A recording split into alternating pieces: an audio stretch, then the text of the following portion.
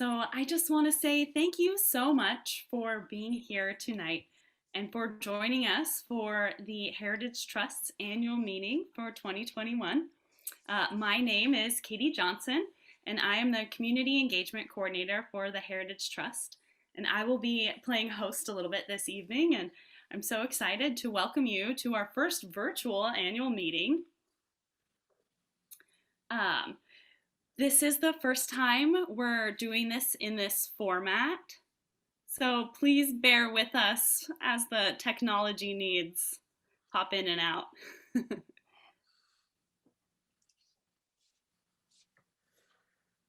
That seemed to be a little bit better. So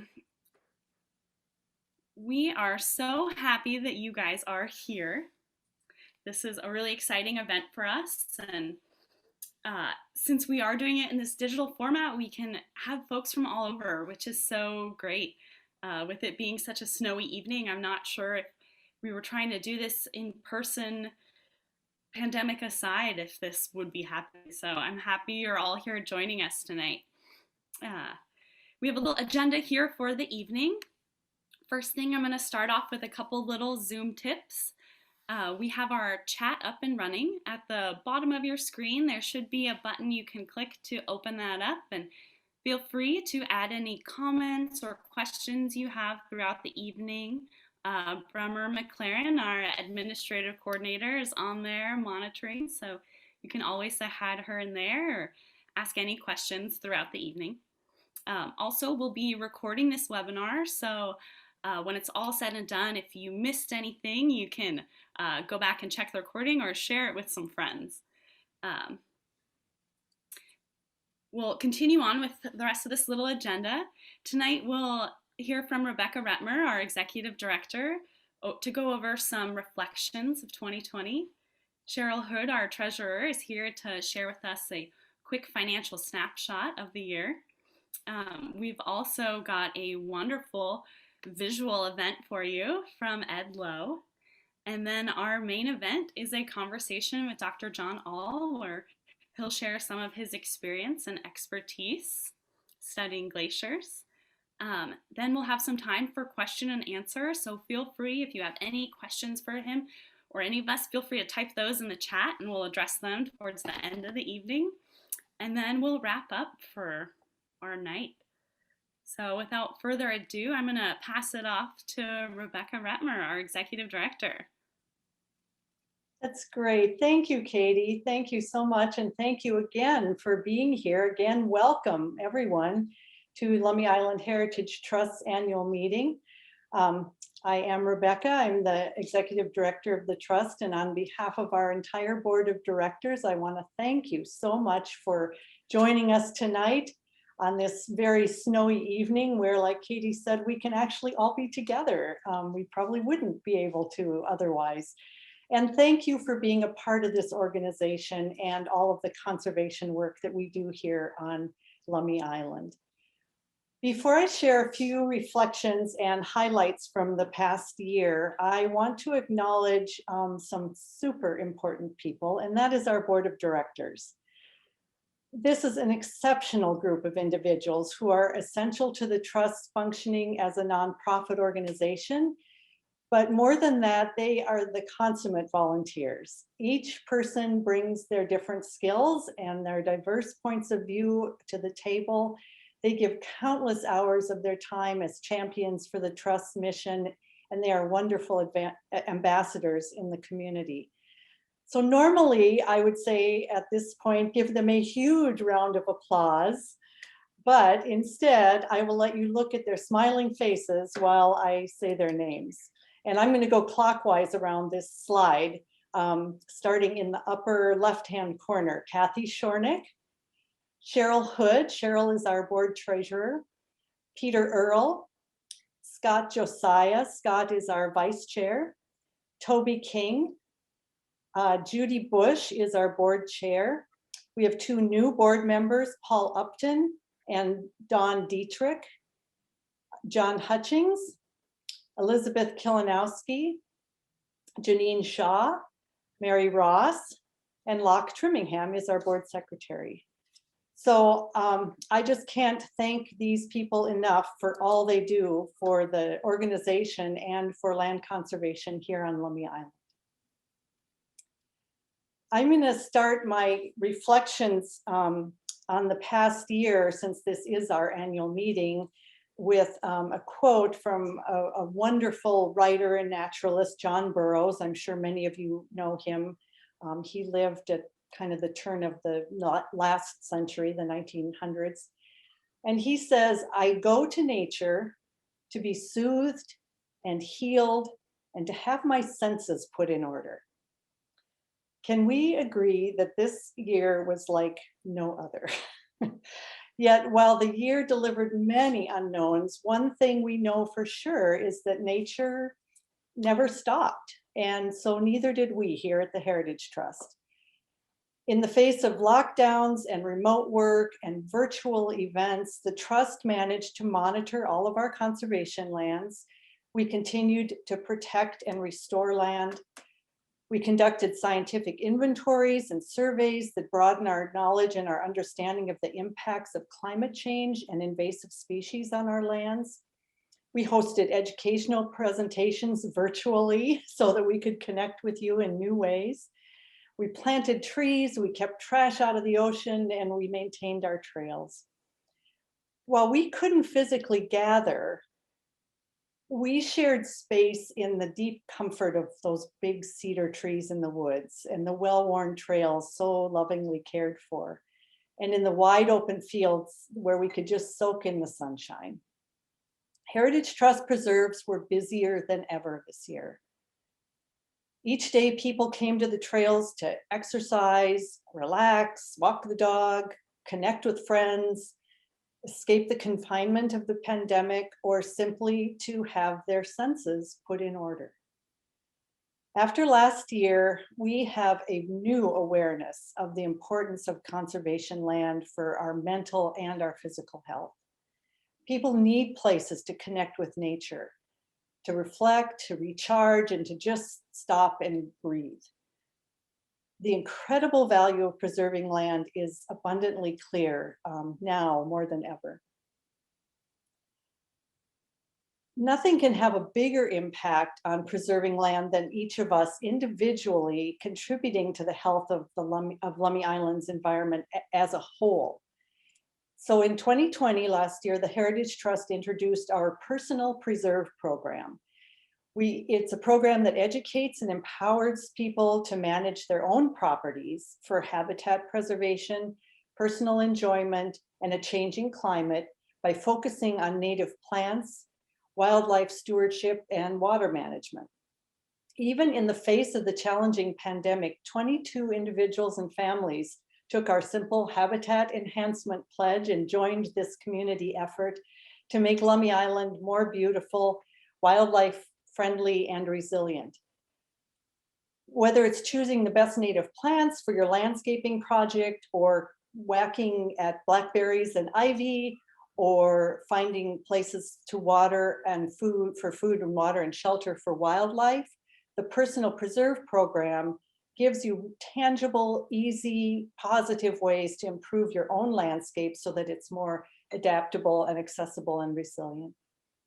The Personal Preserve Program is a really practical approach to adapt and revitalize and manage our own spaces and the places that we personally love that benefit the entire island environment. Imagine if all of us were treating our properties like preserves, and the connectivity that that would create across Lummi Island. So we're pretty excited about growing the Personal Preserve Program this year. And I invite you to take the Habitat Enhancement Pledge at our website, and we'll get you set up with one of these lovely Personal Preserve Program signs for your yard. Another wonderful highlight of 2020 was working with Janice Holmes, one of our island neighbors, to create a conservation easement for her West Shore property.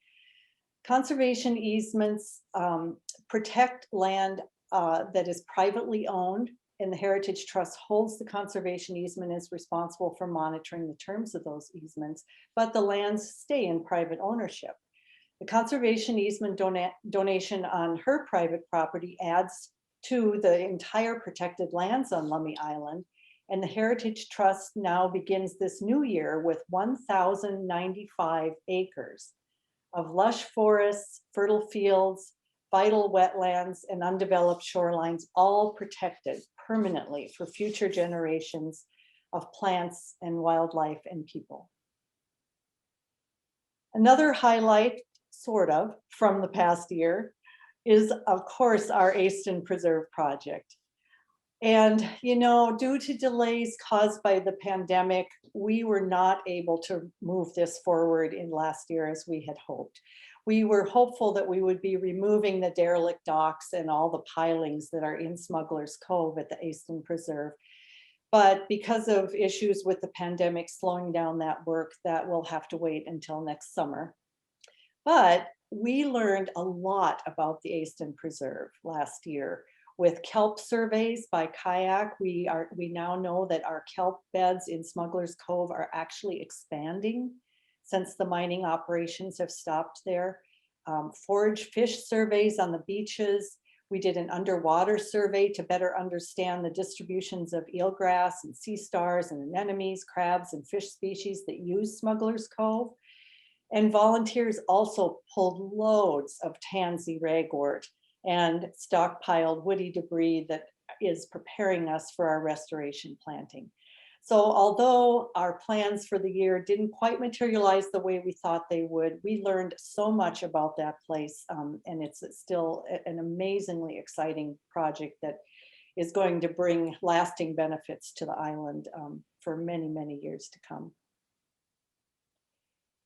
Those who know and love Lummi Island want to ensure that the island's dense forests, like in this slide, and our open fields, our wetlands, the rural character of the island, our close-knit community are preserved. These treasured qualities are fragile, and they will always require special care and attention. For 23 years now, Lummi Island Heritage Trust has been working to create this legacy of abundant open space, native habitat, and natural resources on the island. Our 4 nature preserves are refuges for plants and wildlife and places for people to experience nature. Plus, the trust holds conservation easements, like I talked about just a moment ago, for Lummi Island landowners who have chosen to protect their private land. All these protected lands ensure our quality of life on Lummi Island. It's why we live here. And they also are our legacy to the future generations. However, with our conservation successes comes this vast responsibility of maintaining and caring for these properties in perpetuity. Protected land does not take care of itself. In 2020, the Trust launched a bold initiative to establish a $3 million legacy endowment to ensure that the lands managed by the Trust will be permanently protected for future generations. The Legacy Endowment is a restricted fund where the interest may be used to provide sustaining resources for the Trust far into the future. At year end, the Legacy campaign has already raised over half the $3 million goal in cash gifts, pledges, and planned gifts. This campaign is a very broad community-based effort. We're giving ourselves 5 years to complete it, to reach that $3 million goal. And we want to focus especially on encouraging planned gifts, like leaving Lummi Island Heritage Trust in your will. So we'll be sharing more about the Legacy campaign as the year goes on. And if you want to find out more anytime, we have a whole section on our website now dedicated to the Legacy campaign. Although 2020 was not quite what we expected, to say the least, the Heritage Trust adjusted and recalibrated in response to this unusual time in history so that our projects moved forward, lands were cared for, and most importantly, people, plants, and animals could find refuge and peace in nature. Every one of you made this vital work possible. You volunteered and you contribute financially. I can't thank you enough. You are the foundation and the backbone of this organization, so thank you. Our treasurer, Cheryl Hood, is going to take just a couple minutes to give you a snapshot of the Heritage Trust finances. So don't go anywhere. I promise this will be short, and you don't want to leave the webinar until you see the next two segments, which are a wonderful visual experience from our local photographer, Ed Lowe, and of course, our keynote speaker, Dr. John Ahl. So Cheryl will talk about our finances for just a couple minutes. All right. Thank you, Becca. And thank you, Katie, for providing a snapshot that is every bit as soothing and beautiful as those that Becca had in her presentation. So I know everyone is enjoying this financial snapshot. You know, this has been a real carnival ride for the Heritage Trust Finance Committee.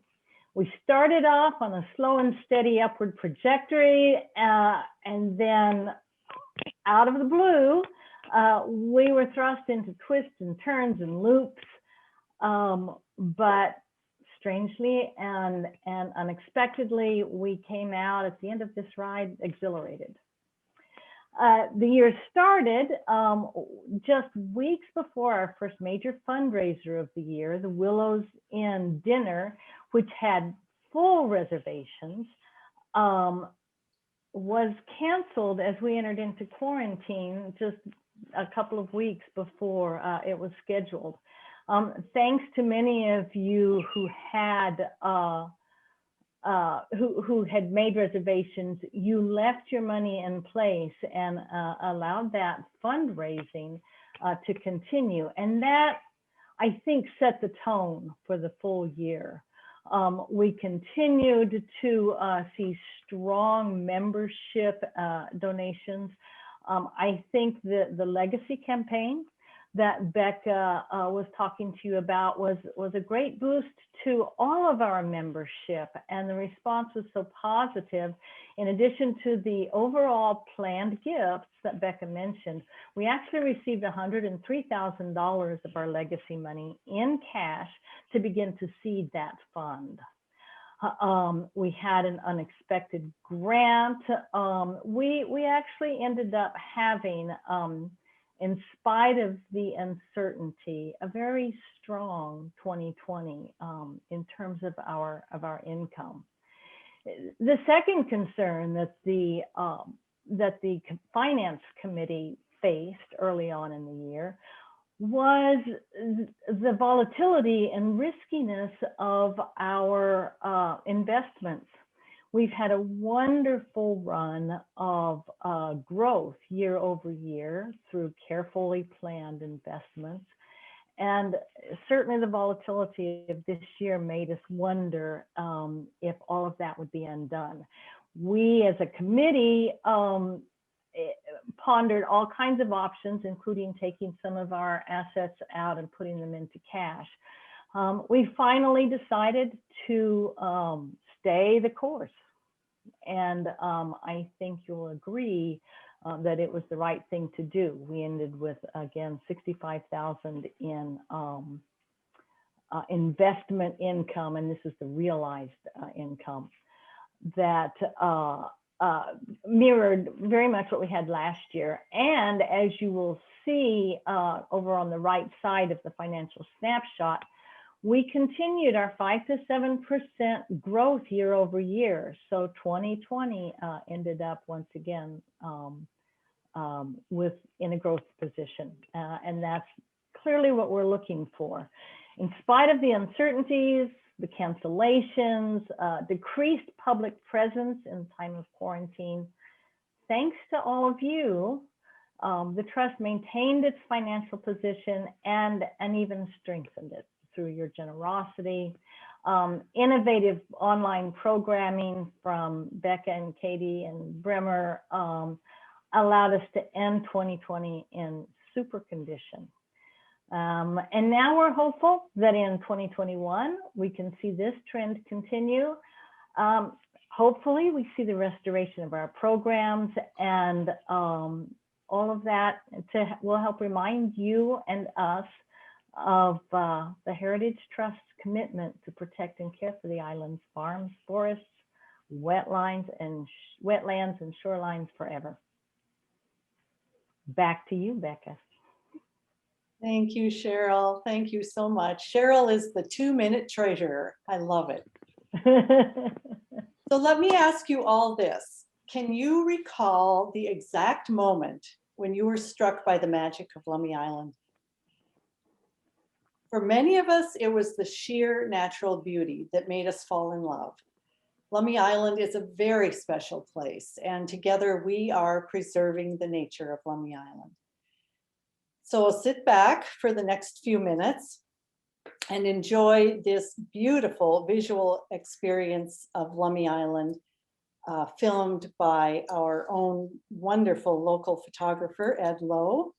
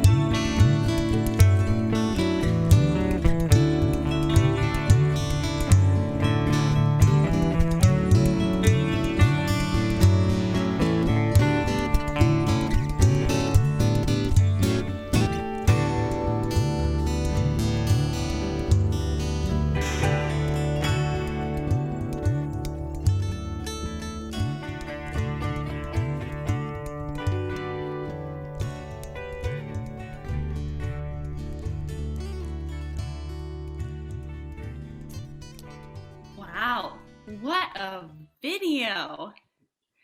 Thank you so much, Ed, for sharing that wonderful video with us. It's a full aerial tour of the island. I feel like a bird flying around, checking out all those wonderful places. If you enjoyed that video, you can check it out also on Ed Lowe's YouTube page. It's a great shot. Thank you so much for sharing it with us. And now I am thrilled to present our keynote speaker for the evening, Dr. John All. He is the founding director of the Mountain Environments Research Institute at Western Washington University, as well as the co-founder and executive director of the American Climber Science Program. And so through his work with these groups, he furthers the goals of scientific exploration by bringing together scientists, students, climbers, and local partners into the mountains and to remote places of the world to conduct environmental research and conservation activities. So of course the pandemic has kind of slowed down his ability to travel, and in the meantime he's been putting his law degree to work by working as a public defender for Whatcom County. His book Icefall here describes some of the amazing things that he has seen, along with some of his frightening experiences while exploring the impacts of climate change around the world. So I hope you will join me with a really warm welcome for Dr. John All. Thank you, I appreciate it. I'm glad to be here. Let me see if I can share my screen. All right, hopefully y'all can see that. So it's a snowy, cold evening, so it's kind of good. I figured while you guys had no place better to be, I would take you around the world a little bit and introduce you to some of the mountains I've worked, and kind of just show you some of the research we've done, and then talk a little bit about what we're doing here locally in the North Cascades. So, and for the most part, I'm going to be focusing on Nepal. And just kind of a little refresher, basically Nepal is between China and India. And in Nepal, they say they're between the hammer and the sickle, because China and India have kind of long-term conflict. And the thing with Nepal is, if you see it down here in the bottom, well, first of all, you guys get the text and everything. I've been a professor a lot of my life, and so unfortunately you kind of get the lecture. So I'll try to minimize it, but just bear with me if it gets too nerdy. So with this little map, the brown area up top was where the Himalayas are, and that's where the Sherpa live. And so the Sherpa are going to be Tibetans and Buddhists. And then down in the other parts of Nepal, the lowland areas, these are people mainly from India, and they're going to be Hindu. And so you've got cultural differences, you got ethnic differences, religious differences between these two groups of people. And that's led to some challenges in the country. And for the most part, I've worked with indigenous people around the world. So with the Sherpa in Nepal, with the Quechua in Peru, et cetera. And so the Sherpa live in these mountainous areas. They're mainly agricultural, and then they work in the high mountains. So this is up on Mount Everest. In the lowland areas, they'll do agriculture. So this is growing, these are rice paddies. And then up in the highlands, they graze in the summers. And they'll do this up in the national parks as well. And then you have a lot of their cash income comes from ferrying these monstrous loads, like 100+ pounds, up mountains. It's amazing. I mean, the people who weigh less than 100 pounds are carrying 100 pounds. It doesn't seem possible. And the thing that people tend to forget is, because everyone's heard of Nepal, but the thing is, it's one of the poorest countries on earth. It's down at the same GDP with like Haiti and other very poor countries. The average income is less than $1,000 a year. And I've worked in Africa, Central America, all over the world. And this is the only place I've ever been where they're still using, this is a water-driven stone wheel that's spinning and it's grinding the grain. So this is 300-400-year-old technology that's still actively being used in the sort of rural areas of this country. So mainly, again, in these highland areas. So how do I fit into the equation? I've been working in Peru, Nepal, and these other places, but in Nepal, I've been working there for over 15 years, taking students up into the mountains, collecting data, and then let me show you this little video.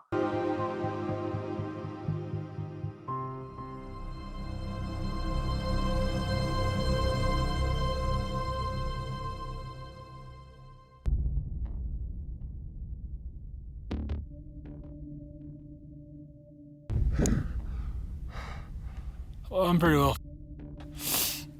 I fell through that hole. Thankfully, I didn't keep falling that way. I got trapped here instead. With this ledge, my arm I can't use. I'm gonna have to somehow climb out that way.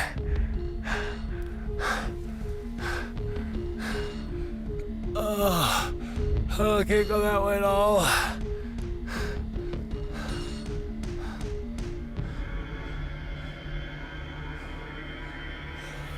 Thank God I stopped at this ledge. Oh. Oh. How the f do I get back up there though?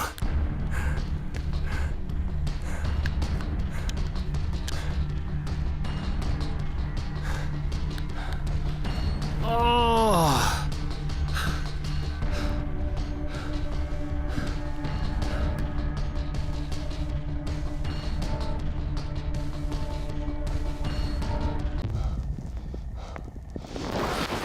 I'm gonna try and, I fell through that hole. That way, I didn't fall down, thankfully. My right arm is seizing up, I can't use it anymore. I'm gonna try and stem above that, get through that, try and hit that way. Hopefully I can escape. Doesn't look easy, that's my hole I fell through. That's my path, I'm gonna try. It doesn't look easy, but that's all I can do. I don't have a right arm.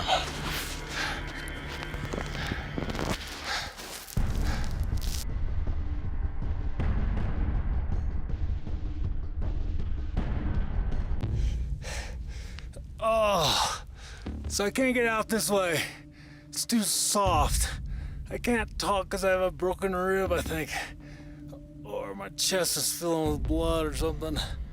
So I fell all the way down there. I've crawled out through here.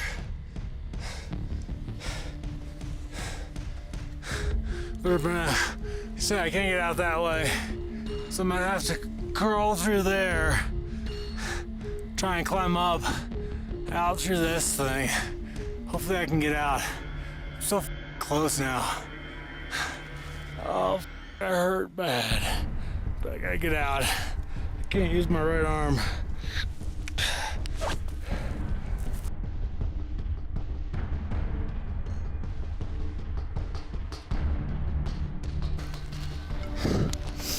Oh, I'm so close.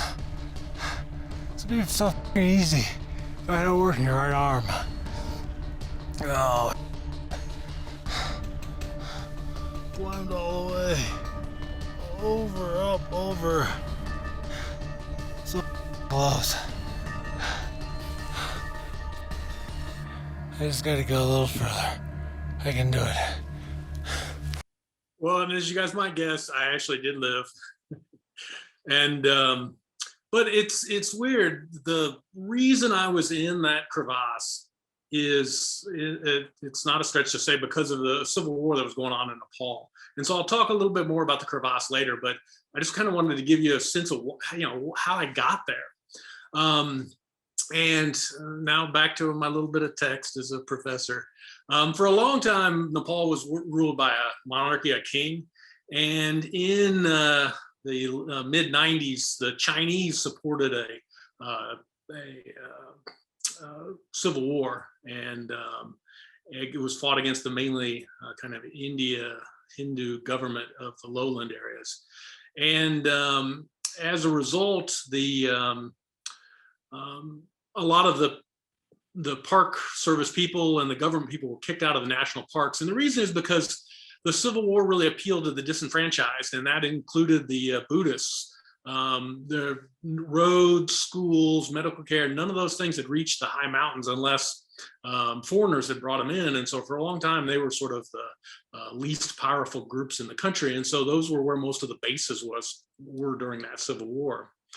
And we had come to the mountains in order to, so this is Mount Everest Base Camp, and we had come here and set up our tent kind of right in here. So this is Mount Everest Base Camp.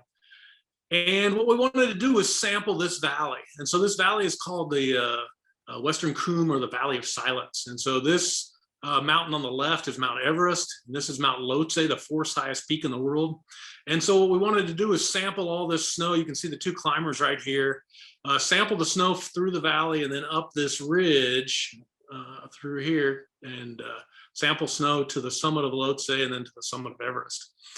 And the reason that we were doing this is because we're trying to figure out how glaciers are changing in a warming world and what that means for the water supply downstream. The Himalayas provide water for 2 billion people. And so as the glaciers disappear, that's a third of the population of the world. And so between China and India. And so these pictures, I'm going to show you pictures now from Peru, just because the glaciers are smaller, the mountains are small, and it's kind of easier to get a sense of everything. But what you can see here is a 2001, here's a nice glacier. By 2007, see how it's starting to separate and it's gotten skinnier. Then by later 2007, it's totally broken. 2012, it's separated. And so when I was there in 2021, unfortunately, I was in a hurry and forgot to put the slide on. Basically, this glacier's gone. It's totally disappeared. And so what that means for societies downstream is that you kind of go through these 4 phases. And I promise this is the only graph in, well, all right, this is one of the few graphs in this presentation. So what happens is you have a normal water. So this is before climate change. Yeah, this is the amount of water we used to have. And then as these glaciers melt, what happens is the amount of water that runs off into the rivers increases because you have not just what rains that year, but also what is coming off the glaciers. So you kind of have double the amount of water. And the problem is, if you're living in Beijing or Lima or these other countries, or Los Angeles, San Francisco, you get used to a certain amount of water. And so if you get used to this raised amount of water because the glaciers are melting, once they finally disappear, suddenly you are back to a lot less water than you used to have. And so society doesn't have to deal with just climate change changes on temperature. They have to deal with dramatic impacts on the water downstream. And that's critical for us as well. You know, we depend on Mount Baker and the Cascades to provide us our water through down the Nooksack and down these other rivers.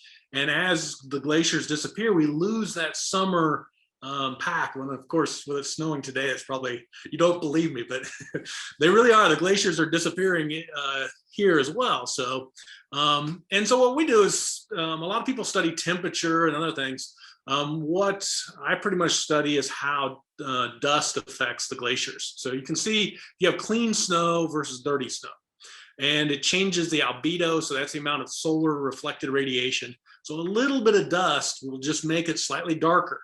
And just like in the summer, if you're wearing a white t-shirt or a black t-shirt, you feel a difference in the amount of heat you're absorbing. So that's what's going to happen with snow. So that's one side of what we're doing. The other side is we take the dust and we look at pollutants and so forth. So what pollution is coming out of India or out of China, but I'm not going to talk about that at all. So what we can do is, this is a strip mine down in Peru. And so it's giant. It's one of the largest on earth, and it's a copper mine. And so here's that little mine over here on this one side, and then this is the town of Huaraz. And so we come onto these mountains that are next to these pollutant sources, and we take snow samples and see, is it melting the glaciers faster, and is it transporting things like cobalt and zinc and all these things that are bad for your lungs. And then we also go and sample places that are more remote. So this is a lot further away from that same area, but again, it's in Peru, and we're sampling there. And we sample up to 20,000 feet. So that's about where I am at this sample location. And we collect them on the summit, and then we collect them down the slope. It's much easier to carry snow down, so we don't collect it on the way up. And then which each sample is it's a gallon bag. So we label all the samples, we collect them, and then we bring them down to the ground and melt them. And we run them through a quartz filter, which is just a super, very small holes. And so what that does, it traps all the dust that's in there. So we spend a lot of time running these filters through. And so you end up with a little something like this. It's just a small filter covered with dust. And again, if there's lead, if there's arsenic, if there's black carbon from like forest fires, if there's dust from drought, we can sample all those things in the snow. And by taking a sample every year, it lets us see how those things are changing year to year. And you begin to create a library. So we've collected, I don't know, I said 1,800, it's probably over 2,000 at this point, samples from around the world. And we can compare Peru, Nepal, and the Cascades. And just show you some of the differences. So like this is Huascarán Sur, which is the highest point in Peru. It's the 4th highest, I think, in South America. And you can see down low near the fields, there's a lot of burning that goes on. And then as you move up in elevation to 20,000 feet and then to 24,000 feet, you go from the local agricultural burning to the kind of broader scale patterns in the Amazon and other places. And then we can do things like if we take monthly, we can see how here, for example, this is again in Peru, when they begin burning the fields at the end of the season because they want to clear the fields for the crops for the next year, you can see the smoke plume that comes over and darkens the mountains. And the most important thing is, well, what does that mean for the snow? And so each one of these lines is a different sample. So this is a white sample. And the most important thing here is to look at the temperature increase in Celsius. So a little bit of darkness raises the temperature on the surface of the glacier 1 degree. And you can see those very dark samples where you're getting a lot of things, it's raising it by 10 degrees. And so that's what makes the Cascade or the Himalayan or whatever snowpack you're looking at, that's whether it's going to last through June or through July or through August. So how late it lasts every year is going to depend on how much dust is on those things. So, and then we can do things like compare. These arrows are going to be places near the mine I showed you the picture of, and these are going to be more remote. And basically the blue is the remote and the red is close by. And so you can see how every year the places close to the pollution are going to have higher sources. And so I think this is the last graph, I promise. But the thing that's really sad is if you see this, how it suddenly accelerated in 2014. And what this is essentially the death of the glaciers. The glaciers got so shallow that dirt began showing through in a lot of different places. And once it reaches a certain thinness, they just melt very quickly. And so now they're disappearing at a very rapid rate. So going back to Mount Everest, why was I there? Again, we wanted to sample that glacier on Mount Everest all the way up to the summit so we could look at China, we could look at India. The problem is you have to cross this Khumbu icefall. And this is a conveyor belt of ice. It's a glacier moving forward, and it moves about 4 feet a day. And so what that means is every day that ice is churning and swirling, and pieces are collapsing, and it's extremely dangerous. It's killed hundreds of people, and you have to cross that in order to get into that Valley of Silence. And so what happens is at the beginning of every climbing season, again, all the climbers, so the Sherpa and everything are Buddhists. So we get together, we hold a puja. And what we do at that puja is we ask the mountain essentially not to kill us, to bless our climb and kind of lend its mercy. And unfortunately, when I was there in 2014, the puja didn't work. And so here's the route. So you climb through here and you can see this massive chunk of ice broke off and how it's fell down and smashed down. And so what happened was we were in the middle of it. My team was we were climbing. There was a whole bunch of teams that had just left. And as we were climbing through this ice fall, see this ladder right here? It had collapsed. And so because it had collapsed, and then we had to spend time to fix it, to put it back up. And while that bottleneck developed and all these people, unfortunately, almost everyone in this picture is dead. And that's because that avalanche came down and swept everyone away. It washed them into the crevasse. And then we had to try and dig the bodies out. And it was terrible. We spent the entire day and then the next day watching helicopters as they brought down the bodies, trying to identify our friends and everything. In terms of my team, all these guys were part of my team that were in the ice fall. The man on the far left, Ashman, died. He left behind a wife and a 9-month-old daughter. And so it was a terrible tragedy. At the time, it was the worst tragedy on Mount Everest ever. And we were all kind of devastated. So we held a new puja to kind of rededicate ourselves to climbing. But then politics came in. We raised a bunch of money because we wanted to give it to the families of the climbers who had died, the Sherpa who had died. And I told you about the Maoist civil war. Well, those guerrillas came to base camp and they said, we want the money. Give us the money and we will give it to the families of the victims. And so we collected the money and then we gave them a little bit of it just to sort of see what happened. And we gave them $1,000 and they gave $10 each to the families, and then they kept all the rest. And so NBC was there filming. They had offered to donate $100,000 and so forth. So we said, all right, well, you can't have the money. And so they said, well, if we can't have the money, you guys can't climb. And they threatened to break the leg of any Sherpa who climbed. And so the Sherpa said, well, we were not as scared of you. We're going to keep climbing. And then they began beating people up. They began beating Westerners up. And so they had to close the mountain. The Nepal government just couldn't deal with it. So the Civil War closed the mountain. And really, to a larger extent, climate change closed the mountain. Because that glacier had collapsed from the heat, it led to these politics. It led to the Civil War. And so the interaction of climate change on the local people was extremely dramatic this year. But we were there for science, and we were there to collect these snow samples. The Nepali scientists and students I was working with got us permits and wanted us really to move to someplace else so that our work wouldn't go to waste. Again, Ashman had sacrificed his life to collect these, to help us try and collect these samples. And so we wanted to try and continue our work. So we moved to this new mountain, Mount Himlung, which was also on the Chinese-Tibetan border. So it was going to be a good sampling site. The problem is everyone was crushed. We had lost our friend. A lot of people were hurt or tired or whatever. So we were down to a very small team. And these two climbers here were descending. Basically, 3 of us got up to 20,000 feet. And the woman who was with us was sick and needed to go down. So the third person took her down. Jake escorted her down. And I was up at 20,000 feet alone. And I made the decision. I was in a safe place.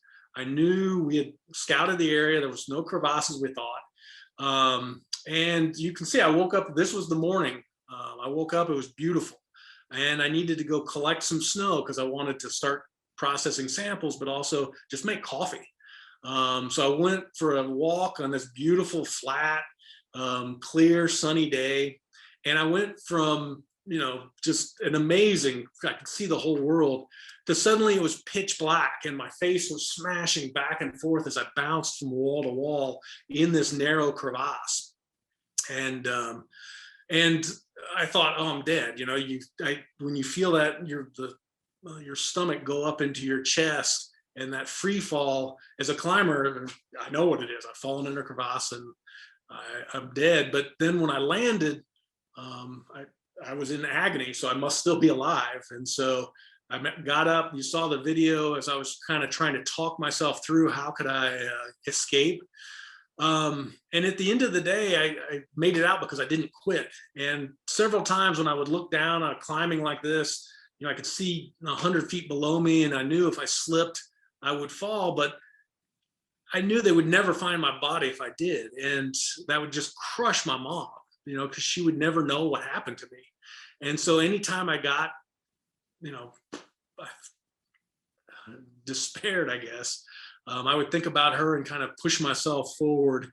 And eventually I kept climbing, and I had to climb with one arm. On the way down, I had thrown my ice axe to try and self-arrest, and had broken the shoulder and ripped all the bones and tendons and ligaments and everything out of my shoulder.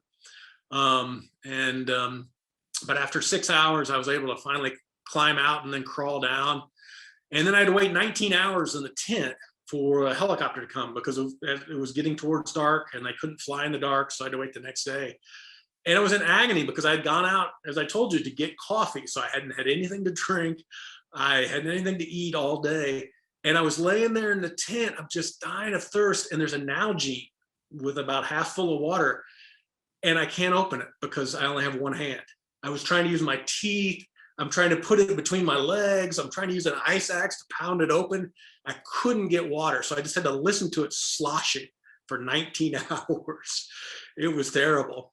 When we finally got to the hospital, I broke 6 vertebrae. I had broken 6 ribs. I had shattered my clavicle, my humerus, my clavicle, scapula, 15 bones altogether. I was bleeding internally. And my shoulder was so badly dislocated from trying to self-arrest, it popped it out and stuff had gotten in there. It took 4 people like 15 minutes of wrestling to finally pop it back into the socket. And yeah, I mean, when they got me, I was so close to the edge. But I thought about my mom, and that's, I wouldn't be here talking to y'all. I wouldn't have seen her smile when I got back. And so that's, what kept me going. And falling in the crevasse made me famous for a little while. I had those videos that I had taken really just to show my friends and family what had happened. I put them on Facebook so they could see them. And my mom said, well, your aunt doesn't have Facebook. Can you put them on YouTube? So I put them on YouTube, and then they just exploded, and I was famous. It was Good Morning America, the Today Show. It was crazy seeing like Arabic, John All, Arabic, or Korean, every major news outlet in the world. And the kind of gratifying thing was it allowed me to write a book, and not because I think I'm a great author or anything, but because I've spent my whole life studying climate change in Africa and Central America and all these places. So I was able to take the fame from this crevasse fall and use it as kind of a springboard to explain what's happening to the cultures and the people around the world as climate change impacts them. So, and that's hopefully y'all have a chance, or will have a chance to either read the book or at least look at the highlights. But I signed copies for y'all if you want to get them. And again, I use that to try and think about, well, I mean, when you die and you come back to life, what do you do with your life? And I've realized that for me, it's about the next generation. How can we continue studying the environment? How can we continue understanding what's happening around the world? And so that's why I created the American Climate Science Program, or expanded that, and created the Mountain Research Institute. And my body's broken. I can't really lead expeditions like I used to, but I've got colleagues in universities in Alaska and Colorado and Utah and these other places, Peru, Switzerland. And so we created this network where we worked around the world with, again, that goal of working with local students, again, Sherpa or Quechua, Tamang, and in these different places, and engaging students in this research, master's students, undergrads, and then doing things like teaching self-arrest. This is a toxicologist, and I'm explaining how to catch yourself as you're falling down the glacier, and teaching crevasse rescue. So here we practice on the ground, so no one has to hang in the thing, and you work through all the knots. And then we're doing things like we've started North Cascade snow sampling. And that's really what's happened with COVID, is because we can't in good conscience go to Peru or Nepal and continue our research. So it's allowed us to refocus and think about what's important locally. And I think that for a lot of people, people are spending more time at their city parks and going to these Lummi heritage sites and so forth. So we're really, as a society, looking more locally. And so that's really what we've been trying to do, is build that snow program in the Cascades and the Olympics as well. So, then of course we have our annual Peru expeditions. And so I guess the thing I want to finish with is we're doing all these things. And if y'all are interested in any of it, you're welcome to join an expedition, or welcome to help us collect snow samples. If you have training to help teach crevasse rescue or anything else, we're always looking for volunteers. And I figure it's like the great work that the Heritage Board's doing, but that's on an island. We're up in the mountains. So if you have those types of shared interests, we always welcome volunteers or donations or anything. So, and so I think that was my 20 minutes. Hopefully I didn't go too long over, so. That was wonderful, John. Thank you so much for sharing that with us. Of I know course. I was on the edge of my seat listening to you and watching your video, just going, oh my gosh. It's a really harrowing experience. So I just want to kick off our Q&A with a first question to kind of start back with. How did you first get interested in climbing and studying glaciers? So that's one of those things. It's funny because I grew up in Georgia and it was flat as a board. My dad was an agricultural professor at University of Georgia. But I was always interested in mountains, and it was Boy Scouts. I started going to Boy Scouts. We had a rappelling class up on the mountains in the Appalachians, and I was hooked. And that's why I went to law school in Georgia, and then said, all right, that's it, I'm out of here. And went to Arizona and started climbing, and then it just kind of turned into a career. Cool. So when you fell in the crevasse, you're laying there, how did you just have the wherewithal to film yourself and get your camera out and record that experience? Well, so it's really easy to panic. I mean, that's what your body wants to do. That's what you want to do.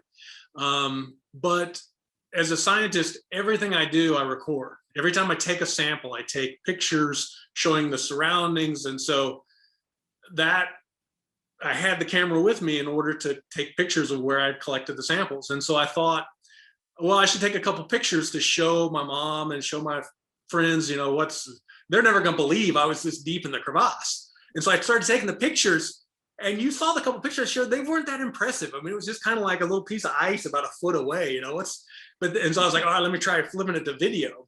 And so I start videoing around, and then I just was talking to myself. I was like, God, no, I definitely can't go that way. No, that's not going to work. And so it helped calm me down and help me think, all right, how can I get out of here? And so each step, it kind of became less about sharing. I mean, it still was about sharing, but then more as well, me figuring out, all right, stay calm. How do you continue moving forward with this? Because every hour I was so much more exhausted, so just had to stay motivated. Yeah, I mean, that's incredible. Just amazing. So we have a few questions about kind of the glaciers around here. Do you kind of know what the health of the glaciers here in the Cascades are? Well, so again, Professor, I'll take a step back. Globally, the thing with glaciers is it's getting hotter, so they're going to melt faster. But some areas are getting more precipitation, so the glaciers are actually growing. And so it's kind of a balance between how much precipitation you get and how much hotter it gets. And we are in this crazy place where we're at kind of the balancing point. And so during wet years, we get so much snow. And so the glaciers get covered and protected. And then during really warm years, they go down. But what's happening is the edges of them are steadily moving backwards. And we have, there's so many amazing, with the National Park Service, the Forest Service, images showing the last 100 years as Mount Baker's glaciers, as the Olympic glaciers have moved up the hill. But having said that, we're still getting the same massive amount of snow in the winter as we're getting tonight as well. So from a kind of an annual standpoint, we get plenty of water, but the glaciers themselves are slowly retreating upward, but they're just doing it much more slowly than they are in other places in the world because, again, we're further north and we just get so much snow that sort of slows the process. Other places I've been in Peru, I mean, I went one place and the glacier was here, say it was it was 2 feet from the ground. And I went back 3 weeks later and the entire glacier had moved up 5 feet in just a month. And we're talking 100,000-year-old ice here. And that much of it had melted. And again, it's because it's near the equator. So different parts of the world have different impacts. And here we're about as lucky as anybody can get in terms of just because we get so much snow. So kind of a long-winded answer, but that's why, again, because we get so much precipitation and because we are at such an interesting place, that's one of the reasons we're really trying to focus on working more here. So, yeah, cool. So you had mentioned a little bit about the fires in Peru and the kind of the burning, leaving dust on the glaciers and whatnot. Do you think that with kind of the intense wildfire seasons we've been having in years recently, that our glaciers are going to see that kind of impact? yeah, and that was one of the, definitely. And that was actually one of the gratifying things is after we published our paper on the Peru, somebody took the same methodology and applied it to the Rocky Mountains. And you can very clearly see when it's a strong wildfire year in California, then the Colorado glaciers melt more quickly. And the California ones do as well. But it's interesting to see how it spreads across the entire country. And so, yeah, very clear wildfire signals. But the key is you have to remember that in the US, the winds are going to go from west to east. And so if we have fires on the east side, they're going to affect Montana rather than affecting the glaciers like around Seattle and so forth. Interesting. I never really thought about how the wind shifts, how that much can Yeah, for sure. the glaciers. We've got another question here. Are you still working with Huxley students now? And if so, how? Well, that's with COVID. No, we can't do anything. It's just not trying to teach things like safety and everything. So I also work with search and rescue. I volunteer with search and rescue in Bellingham, and it's been the same issue. We've been trying to train new members, and it's even with that, work with as part of the sheriff's department. We have all these sort of waivers or whatever. It's public safety, but we still can't train people in person because of COVID requirements. So effectively, we're waiting for the vaccine, and then we hope long term to be able to start doing some of these things again. So maybe I hope to start getting students and so forth up Mount Baker on the weekends, maybe next year. I hate to be so kind of negative about it, but there's just nothing we can do at this point. Yeah, I hear you there. Do we have any other questions from anyone else in the chat that didn't get a chance to ask their questions? Otherwise, I think we're kind of getting towards the end of our Q&A. I should have shown more Mount Everest slides. People would say, "What's it like to climb Mount Everest? How do you?" Yeah. Oh, tell us a little bit about that. What is Mount Everest like? Well, it's really funny because I climbed it back in 2010, and it was freezing. It was one of those things where it was one of the coldest things I've ever done. And then I climbed it 2 years ago, and it was amazing. It was warm. I was out there like lacing up my boots with no gloves on and stuff. I couldn't believe how quickly it's changed. But yeah, it is one of the coldest, most unfriendly to human things that you can imagine. But on the flip side, I think a lot of us have flown in planes and looked out, and you've seen like a nice clear day, and you can look out and it's like you can see forever. Well, Everest is like a step beyond that because you can see the whole Earth spreading out beneath you. It really felt like I was on the space shuttle or something. You could see the earth curving around. It was mind-boggling. So it's incredibly harsh and everything, but it's also stunningly beautiful. Really amazing. Wow. Well, John, you've had some incredible experiences, and we're also really grateful for your science work. All of us, I think, are, thinking about climate change these days and how it's impacting us and how it's going to impact our future. And I know here at the Heritage Trust, we talk about the value of all of the forests, for instance, that we have protected, because they are these sponges for water and they are sinks for carbon. So land conservation and your climate change research are two things that just really ring for us and go together. So for those of you who are with us tonight, I really encourage you to pick up John's book and read it. It's fascinating collection of his travel stories and the science that has come from all of that. So John, gosh, thank you so much for being with us here tonight. This has been really fun. That was great. Loved it. And I'll just close by again saying thank you to all of you for being here. 2021 will be a really important time to be part of this vital organization. So please join us in the coming year with your time and your energy, your talents, and your financial support, and help us embrace whatever this new year is going to bring for us, remembering that we can always go to nature to be soothed and healed and to have our senses put in order. Thank you so much for being with us tonight. Good night, everybody. Stay warm. Don't break your back shoveling snow tomorrow. Enjoy the evening. Thank you again for being with us. Good night.